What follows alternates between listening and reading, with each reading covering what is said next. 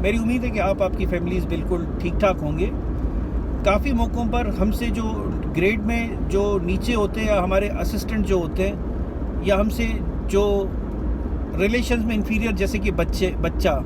ٹھیک ہے یا ایج میں وہ کم ہے، تو سچویشن یہ ہوتی ہے کہ کبھی کبھار ہم ان کو پریشرائز کر رہے ہوتے ہیں. مثلاً اگر میرا ایک بچہ ہے اور وہ پڑھائی میں ٹھیک ہے، اس کے اچھے مارکس آتے ہیں، لیکن پھر بھی میں پریشر دیتا ہوں کہ نہیں تمہیں اپنے فلاں والے کزن سے زیادہ مارکس لینے ہیں، تمہیں اے گریڈ سے کم تو لینا ہی نہیں ہے،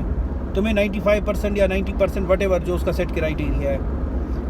تمہیں اتنے ہی مارکس لینے ہیں. اب اس سے ہوتا یہ ہے کہ اس بچے کی خود اعتمادی پر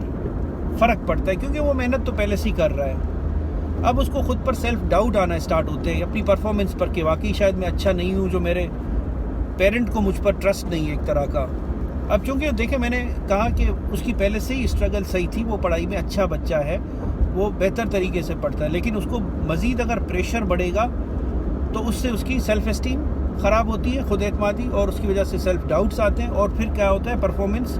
پور ہو جاتی ہے. یاد رکھیے کبھی بھی کسی بھی انسان پر اگر آپ جتنا بھی پریشر بڑھائیں گے،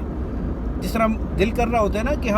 ہماری ایک انسان کی فطری لاشعوری خواہش ہے کہ ہم دوسرے کو کنٹرول کریں، لیکن انفارچونیٹلی اس کنٹرول سے آپ سامنے والے پر پریشر بڑھا رہے ہوتے ہیں، اور اب اس کی سیلف اسٹیم سامنے والے کی خود اعتمادی کم کرنے کی وجہ سے ہمارے اس کے ساتھ ریلیشنز خراب ہو جاتے ہیں، وہ ہمیں ڈس لائک کرنا شروع کرتے ہیں.